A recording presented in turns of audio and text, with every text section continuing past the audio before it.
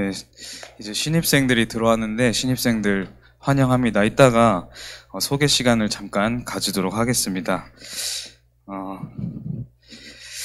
지금 우리 후대들이 이렇게 들어왔는데 세상은 점점 더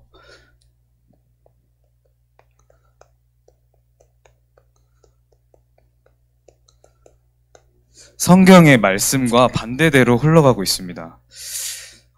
사람들은 하나님의 말씀대로 쓰여 있는 성경을 믿지 않을 뿐만 아니라 이것과 완전히 반대되는 그런 사상과 이념을 가지고 지금 나아가고 있어요.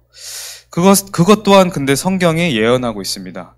하나님의 말씀을 부인하고 하나님 말씀 안 믿는 것이 문제가 아니라 그 반대로 아예 그냥 나아가고 있는 거예요. 그러니까 세상은 점점 더 혼란 속으로 빠져들어가고 있는 겁니다. 지금 완전히 혼란의 시대죠. 지난주 말씀처럼 혼란의 시대가 왔어요. 그래서 아까 기도하신 것처럼 우리는 진짜 제대로 된 근본을 회복해야 됩니다. 근본이 뭐냐? 하나님의 말씀이에요. 인간의 근본, 세상의 모든 근본은 하나님의 말씀입니다. 이 근본이라는 의미를 가진 그 이름이 바로 베드로예요.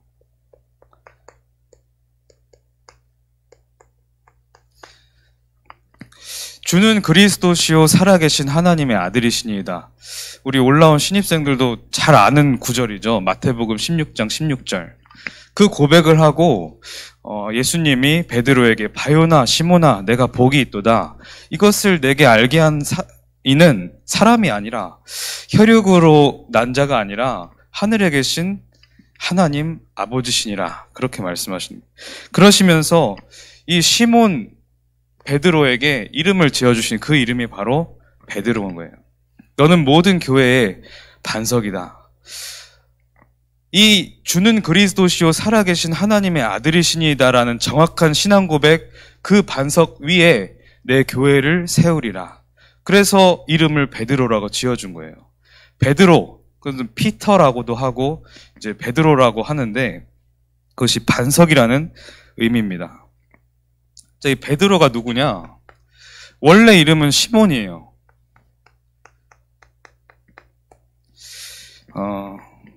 원래 이름은 시몬인데 이 시몬이 원래는 어떤 사람이었냐? 갈릴리 해변의 어부 출신이었어요. 갈릴리 해변, 그 작은 그 호수라고 할 수도 있는 갈릴리 해변의 어부 출신이었어요. 이때 형제가 있었는데 안드레라는 동생과 같이 어부 생활을 하고 있었던 거예요. 그 갈릴리라는 곳이 지금으로 말하면 굉장히 그 사투리가 강한 시골 이런 곳을 말해요. 지금 서울과는 완전히 반대되는 그런 이미지라고 떠올리시면 돼요. 아무것도 없고 그냥 산, 바다, 물고기 잡으면서 그렇게 사는, 그리고 사투리 막 세게 쓰는 그런 시골, 그 지역에서 어부로 있었던 베드로였습니다. 아까 이제 베드로에게 주님께서 칭찬하시면서 뭐라 그럽니까? 바요나 시몬아 내가 복이 있도다. 그렇게 말하잖아요. 바요나라는 뜻이 뭐냐? 바요나, 이거는 바라는 것은 누구의 아들 이런 뜻이에요. 아들. 누구의 아들이냐? 요나의 아들. 요나의 아들 시모나, 이렇게. 아버지의 이름이 요나였었던 것 같아요. 요나는 그냥 흔한 이름이었어요. 그때 당시에. 요나 또는 요한이라고도 해요.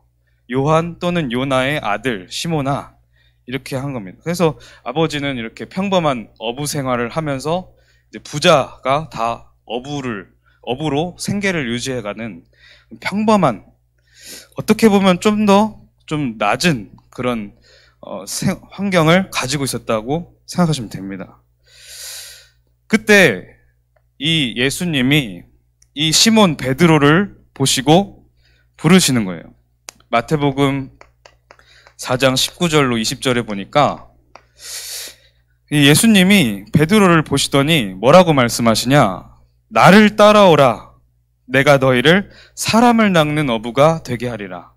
이때는 그냥 물고기 잡는 어부였는데 사람을 낚는 어부. 단순히 그냥 물고기 잡고 그냥 생계 유지하고 먹고 살고 이런 사람이 아니라 사람을 정말 살리고 사람을 취하는 그런 어부로 세우겠다는 거예요. 그때 20절에 보니까 베드로가 어떻게 응답을 합니까? 이게 제자의 모습이에요. 그들이 곧 그물을 버리고 예수를 따르니라 그래요. 그물을 버렸다. 이때 베드로에게 그물이 없으면 살아갈 수 없어요. 물고기를 잡는 기술밖에 몰라요. 뭐 아무것도 가진 것도 없어요. 뭐 그냥 시골 사람이에요. 그러니까 그물 없이는 생계를 유지할 수도 없고 뭐 할 수 있는 게 아무것도 없는 거예요. 근데 모든 것인, 인생의 모든 것인 이 그물을 버리고 예수를 따라갔다. 여러분들은 지금 신앙생활을 하는데 어떻게 예수님을 따라가고 계십니까? 하나님이 중요하게 보시는 인물은 무리가 아니에요. 제자죠. 그리고 우리는 다 제자가 되고 싶은 그런 마음이 있잖아요. 제자는 어떤 것이냐? 그물을 버리고 따라가는 자. 나의 모든 것을 버리고 하나님 말씀을 따라가는 자가 제자예요. 그런데 베드로의 환경을 봤잖아요. 출신을 봤어요. 이 베드로는 어땠냐? 굉장히 훌륭해서 부름받았던 게 아니에요. 베드로는 굉장히 나약하고 연약하고 막 그랬어요. 좀 어떤 식으로 연약했냐? 굉장히 감정적이에요. 감정 기복이 심해요. 그리고 실수도 많이 해요. 그러다 보니까 실수 많이 하겠죠. 그리고 행동보다는 막 말이 앞서요. 굉장히 결점이 많은 그런 제자였어요. 어떤 식으로 좀 연약했냐? 좀 뭐 예를 들면 마태복음 14장 22절로 33절에 보니까 이 예수님이 이제 치유도 하시고 굉장히 깊이 있는 말씀도 전하시고 이러니까 무리가 막 따르는 거예요. 너무 무리가 많아져서 이 예수님이 제자들 보고 저 건너편에 그 산으로 너희가 먼저 가 있어라. 바다의 건너편에 저 섬으로 너희가 먼저 건너가 있어라 하시면서 배를 타고 보내요. 근데 그때 배를 타고 이제 제자들이 가는데 갑자기 풍랑이 막 일어나는 거예요. 이 완전히 큰 풍랑이 일어나면서 이 제자들이 거의 배가 전복되게 생겼어요. 막 뒤집혀서 죽게 생겼어요. 그러니까 다 두려워하는 거죠. 이제 죽게 생겼구나. 하나님, 예수님이 이렇게 가라고 했는데 우리가 이제 이 가라고 하신 그 말씀 따라 갔는데 우리 죽겠구나. 그때 갑자기 저 멀리서 빛이 딱 보이더니 어떤 사람의 형체가 걸어오는 거예요. 그래서 제자들이 처음부터 알아본 게 아니에요. 저거 누구냐? 풍랑은 막 치지, 바다는 막 이렇게 우리를 덮치지. 근데 저 건너편에서 빛이 있는 막 사람의 형체가 걸어오는데 제자들이 처음에 보고 뭐라고 하느냐? 유령이다. 더 무서워하는 거예요. 유령이라면서. 그런데 그때 예수님이 두려워하지 말라. 나다. 너희들이 섬기는 그 주님, 예수 나다. 이렇게 말씀하시는 거예요. 그때 이제 제자들이 한 번에 믿지를 않아요. 베드로가 뭐라고 묻냐? 만약에 주님이시거든 나를 바다 위로 건너가게 해달라. 예수님이 지금 무리를 걷고 계신 것처럼 나를 바다 위로 이렇게 걷게 해달라. 그러면서 이제 베드로가 주님이 걸어라 하시니까 바다에 딱 걷는 거예요. 바다 위를 쫙 걷고 있는데 갑자기 또 바람이 세게 확 불어요. 그러니까 베드로가 주님이 처음에 나를 바다 위로 걷게 하시네 놀랐겠죠. 근데 바람이 한번 싹 부니까 다시 믿음이 사라져서 그대로 다시 바닷속으로 탁 빠져버려요. 이 베드로는 굉장히 막 의지가 막 있어요. 막 그 행동이 앞서고 감정이 앞서고 그런 모습이 좀 보이죠. 근데 중요한 것은 그 제자들 중에 가장 주님을 알고 싶어하고 주님을 붙잡고 싶어하고 속에 주님을 정말 사랑하는 그 마음이 사실 있는 거예요. 근데 좀 부족하죠. 인격적으로나 좀 그런 게 없는, 좀 부족해요. 감정적이고 실수하고. 그러니까 믿음이 사라지니까 바다로 쑥 빠져버리는 거예요. 그 말씀 가지고도 많은 의미가 있는데 이렇게 좀 감정적인 베드로입니다. 그리고 우리 아까 봤던 것처럼 마태복음 16장 16절에 주는 그리스도시요 살아계신 하나님의 아들이시니이다. 이렇게 정확한 고백을 하고 예수님이 기뻐하시잖아요. 근데 바로 17장에 보면 변화산인 이야기가 나오죠. 예수님이 이 요한과 베드로와 안드레를 데리고 세 제자를 데리고 이 산에 올라가서 말씀을 주시는 거예요. 근데 갑자기 위에서 또 빛이 딱 임하면서 환상이 비춰지는, 제자들에게 비춰지는데 마치 모세, 엘리야 이런 환상이 딱 있는 거예요. 그러니까 이 베드로가 그것을 보고 또 엄청나게 감동을 해요. 주님과 모세와 엘리야 이렇게 나에게 보여지는 것에 대해서 엄청나게 감동을 하고 거기서 이제 주님, 내가 이제 이 산을 내려가고 싶지가 않습니다. 이 산 위에 주님을 위해서, 모세를 위해서, 엘리야를 위해서 초막 셋을 짓고 여기서 평생 살고 싶습니다. 이렇게 또 고백을 해요. 방금까지 뭐라고 고백했어요? 주는 그리스도시요 살아계신 하나님의 아들이십니다. 예수님은 유일한 하나님의 아들이십니다. 그리스도십니다. 그렇게 고백했는데 이 16절 전에 뭐라 그래요? 예수님이 사람들이 나를 보고 뭐라고 하냐? 이렇게 물으니까 엘리야 같다고도 합니다. 예레미야 같다고도 합니다. 선지자 중에 하나 같다고도 합니다. 이렇게 말하는. 그대로 베드로가 또 그렇게 하는 거예요. 모세, 엘리야, 주님 세 분을 내가 동시에 섬기겠습니다. 이러면서. 그러니까 그리스도라고 고백은 했지만 진짜 이 그리스도의 의미를 아직은 알지 못하고 있었던 거예요. 또 마태복음 26장에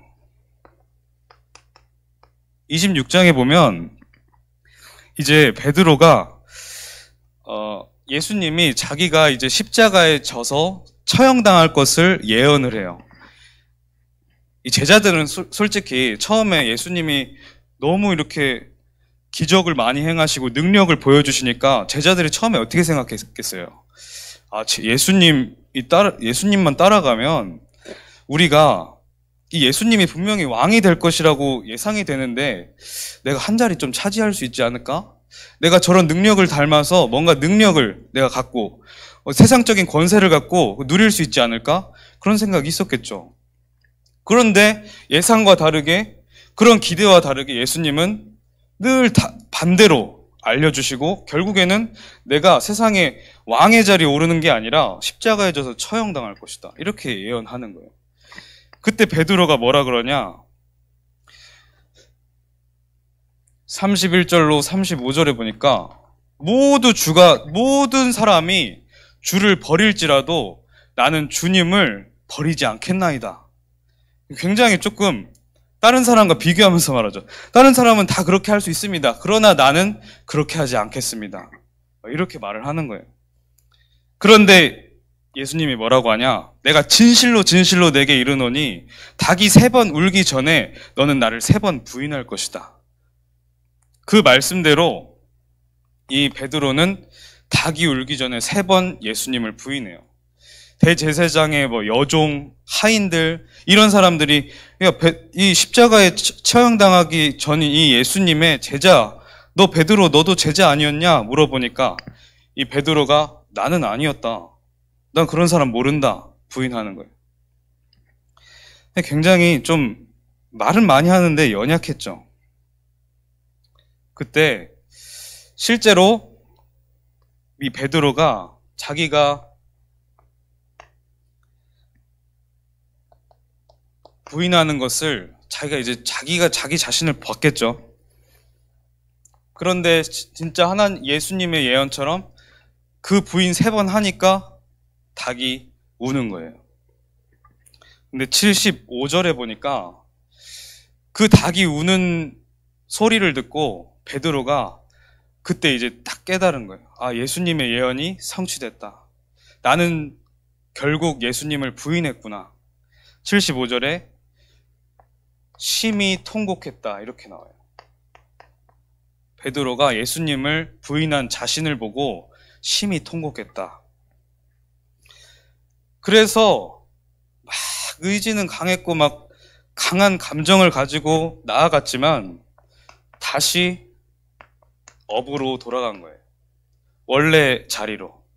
모든 것을 내려놓고 포기하고 나는 안 되는 인간인가 보다. 예수님이 그렇게 나에게 은혜를 베푸시고 나에게 가르침을 주시고 그렇게 보여주셨는데도 나는 안 되는구나. 낙심하고 다시 업으로 돌아갑니다. 그때 다시 예수님이 나타나셔서 하신 말씀이 오늘 말씀이에요.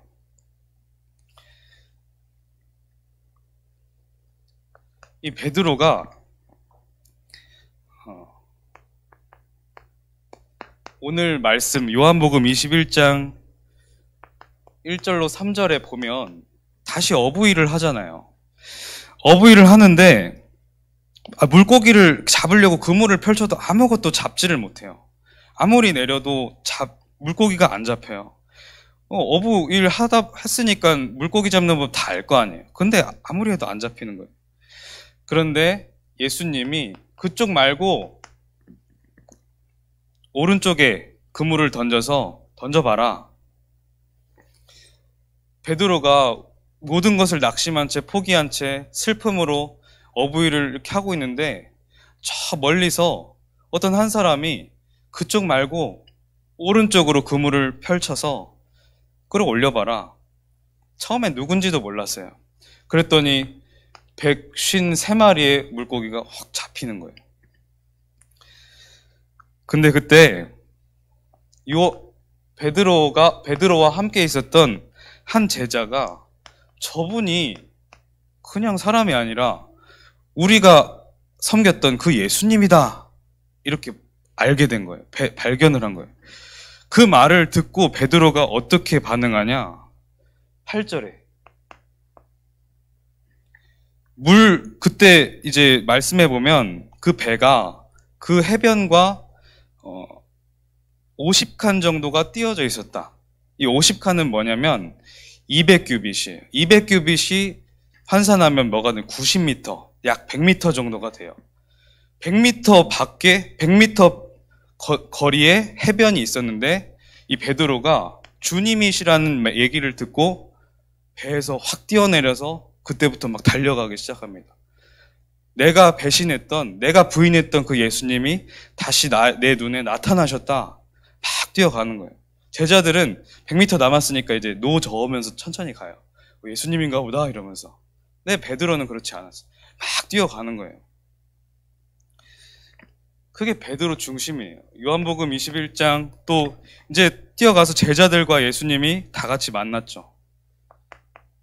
15절에 그 잡은 물고기 떡 가지고 같이 조반을 먹는다. 같이 식사를 하는 거예요.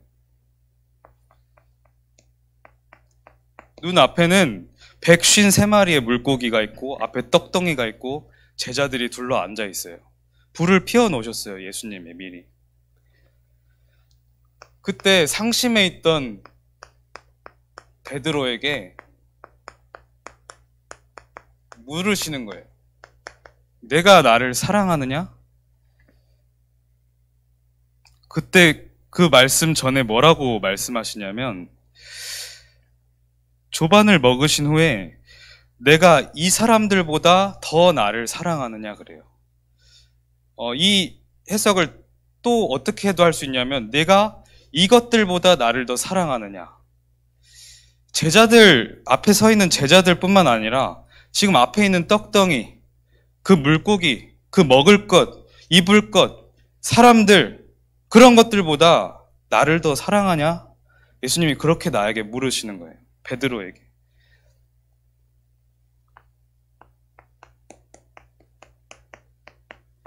이런 것들보다 나를 더 사랑하느냐? 베드로가 대답을 합니다. 주님, 내가 주님을 이런 것들보다 더 사랑하는 줄을 주님께서 아시나이다. 내가 비록 실수했지만, 내가 비록 연약하고 부족하지만 내가 주님을 정말 내가 사랑하는 줄을 주님께서 아시나이다. 그것을 이제 예수님이 3번 물어보시죠. 뭐예요? 3번 부인했잖아요. 베드로가. 예수님이 그걸 치유하시는 거예요. 3번 물어보시고 3번 대답하죠. 내가 주님을 사랑하는 줄 주님이 아시나이다. 예수님을 우리가 진정으로 사랑하는 방법이 뭡니까? 하나님을 진정으로 우리가 사랑하는 방법. 하나님을 정말 사랑하는 자가 축복을 받고 쓰임을 받는데 사랑하는 방법이 뭐예요? 믿음이. 늘 베드로는 이 믿음 앞에서 실수했지만 또 믿음을 가장 순수하게 가지고 있었던 베드로예요. 히브리서 11장 6절에 보니까 믿음이 없이는 하나님을 기쁘시게 하지 못한다. 이렇게 표현하고 있어요. 믿음이 없이는 하나님을 기뻐하시지 않는다는 거예요. 결국 우리가 하나님을 기쁘시게 하는 그 방법은 우리의 믿음. 요한일서 5장 4절에 보니까 무릇 하나님께로부터 난 자마다 세상을 이긴다. 하나님께로부터 난 자, 예수를 그리스도라고 믿는 자는 세상을 이긴다. 근데 세상을 이기는 이 승리는 이것이다. 이것이 뭐냐? 그것이 바로 믿음이다. 세상을 이기는 것은 믿음이라는 거예요.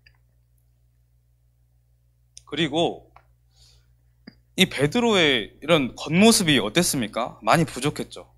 되게 사람들에게 비판받을 수도 있는 그런 부족함이었어요. 하나님은 외모를 보지 않으세요. 겉모습으로 판단하지 않으세요.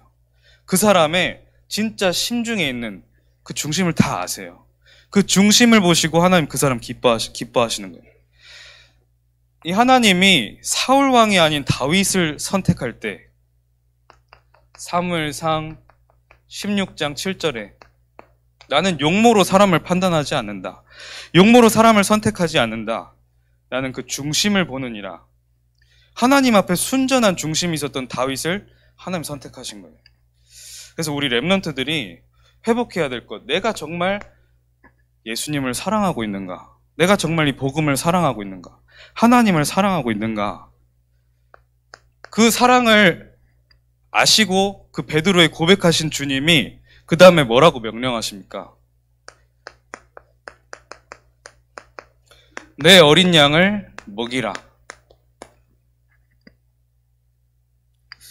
네가 나를 사랑한다면 내 어린 양을 먹이라. 내 양을 치라. 내 양을 먹이라. 이 어린 양의 특징이 뭐예요? 양인데 또 어려요. 양의 특징이 뭐냐면 시력이 너무 나빠요. 그리고 털이 한없이 자라. 죽을 때까지 털이 자라요. 결국엔 안 그래도 나쁜 눈을 덮어서 양털이 가려가지고 아무것도 보지 못해요. 소리만 들어. 그래서 청력도 좋지가 않아. 양이 아무것도, 아예 무지한 그런 양이에요. 그런데 이제 예수님이 사람들을 양이라고 표현하셨어요. 부족하고, 연약하고, 목자 없이는 아무것도 할 수가 없는. 목자가 없이는 방황할 수밖에 없어요. 그런데 이 양은 목자가 없이는 방황할 수밖에 없는데 이 목자의 소리를 듣고 움직이는 거예요. 그 나쁜 청력이지만 그래도 조금 희미하게 들리는 익숙한 그 목자의 소리, 그 발걸음 소리, 그리고 종으로 땡땡 이렇게 울리는 그 소리. 이 어린 양은 하나님의 말씀을 듣고 따라가야 돼요. 그래서 우리 렘넌트들, 지금 선생님들도 계세요. 렘넌트들에게 하나님의 말씀, 그리고 우리 렘넌트들도 하나님의 말씀을 따라가야 되는 거예요. 중간중간 들려오는 늑대나 이리의 소리를 듣고 따라가면 안 되겠죠.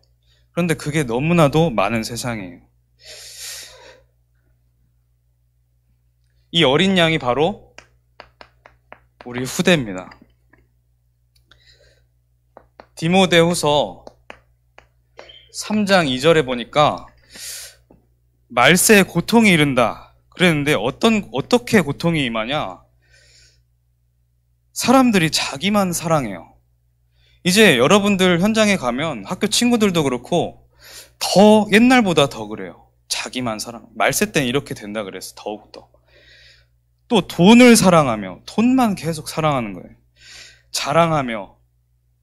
이 사람이 자랑할 필요가 사실 없거든요. 그리고 하나님을 더 제대로 알고 그리스도 복음을 제대로 믿고 섬기면 섬길수록 자랑하는 말을 할 수가 없게 돼요. 근데 반대로 가죠. 자랑하며. 그러니까 교만하며 늘 비방하며 부모를 거역해요. 부모님이 어떻든 간에 자녀는 부모를 정말 존경하고 부모님의 말씀을 청종하고 따라야 될 그 사명이 있어요. 사명이라기보단 본분이죠. 그게 하나님이 지으신 질서예요. 아무리 뛰어나고 아무리 자기 머리 똑똑해도 부모님을 정말 섬기지 못하고 지혜롭게 부모님을 정말 내가 따르지 못하는 자는 결국에는 크게 쓰임받지 못해요. 결국에는 또 뭔가를 담아줄 수가 없어요. 그럼 부모를 거역하며 감사를 못해. 감사를 찾아낼 수가 없어요. 거룩하지 아니하며 뭔가 분별해서 내가 하나님 앞에 나아가고 그런 것들을 못하는 거예요. 그게 말세 때에 더 심해질 고통이라고 했어요. 그런데 우리 제자들에게 이 디모데라는 제자에게 주시는 말씀은 뭐냐? 14절에 보니까 디모데후서 3장 14절 그러나 너는 배우고 확신한 일에 거하라. 하나님의 말씀 안에 거하라는 거예요. 너는 내가 누구에게서 배운 것을 알며 어렸을 때부터 성경을 알았나니. 여러분 성경을 알았잖아요. 한 말씀을 계속 듣고 있잖아요. 이 성경은 능히 너로 하여금 그리스도 예수 안에 있는 믿음으로 말미암아 구원에 이른 지혜가 있게 한다. 16절에 모든 성경은 하나님의 감동으로 된 것이다. 이 성경은 그 단순한 책이 아니에요.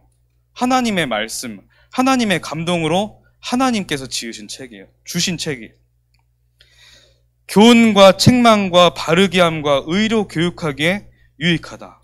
결국에 이 성경으로 우리 후대들을 어떻게 해야 되냐? 교훈하고 또 틀린 길로 가면 책망하고 그리고 바르게 해줘야 됩니다. 그리고 의로 교육해야 됩니다. 복음으로 교육해야 되는 거예요. 아무런 질서도 없고 아무것도 모르면 교회에서는 뭐 이렇게 좀 위로받을 수는 있겠지만 실제 현장 가면 무시당해요.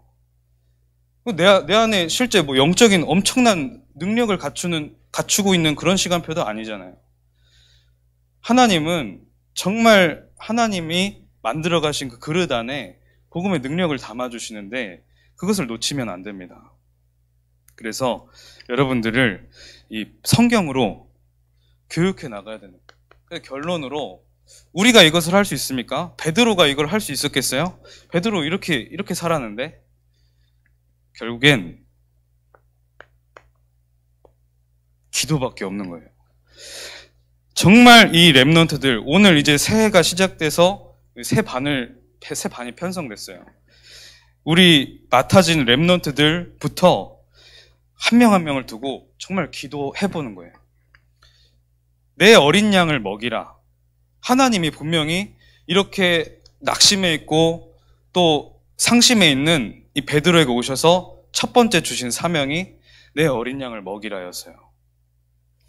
이 사명을 하나님의 방향을 따를 때 하나님께서는 그 사람에게 정확한 그리고 크신 응답들을 주시게 돼 있어요. 우리가 자꾸만 틀린 방향 속에서 억지를 부리고 막 나아가려고 이 양이 그렇게 나아가면은 목자가 이렇게 칠 수밖에 없는 거죠. 그러나 순종하고 따라가는 양에게는 더 큰 응답과 하나님의 정확한 그 시간표들이 그 깨달음들이 올 수밖에 없는 거예요. 그래서 우리 렘넌트들 또 우리 선생님들이 기도로 하나 되시기를 바랍니다. 하나님의 말씀만이 전달돼야 돼요. 또 특별히 기도만 해야 되는 이유가 뭐냐? 예수님이 제자들에게 설교를 가르치신 적이 없어요. 뭐 이렇게 설교를 전달해라, 이렇게 말을 전달해라, 그런 적이 없어요. 그러나 예수님은 제자들이 기도는 가르치셨어요. 기도하면 다 되어지는 거예요. 제자들이 결국엔 기도를 배웠더니 하나님의 말씀을 제대로 깨닫고 하나님이 이미 주신 신분과 권세가 그 능력이 나타나게 된 거예요, 현장에서. 그래서 우리 교사들과 선생님, 랩런트들 새해 정말 더 큰 응답과 더 큰 또 은혜를 누리는 새해 되길 바랍니다. 기도하겠습니다. 하나님 아버지 감사합니다. 새 반으로 우리가 새로운 출발을 하게 되었습니다. 하나님께서 정확하게 만남을 허락하신 줄 믿습니다. 새해에는 하나님께서 이전 성전보다 더 큰 응답을 주신다고 말씀하셨으니 그 하나님이 주시는 평강 속에서 정말 기도로 하나님이 주시는 능력과 또 응답을 누리는 새해 되게 하여 주시옵소서. 예수 그리스도 이름으로 기도합니다. 아멘.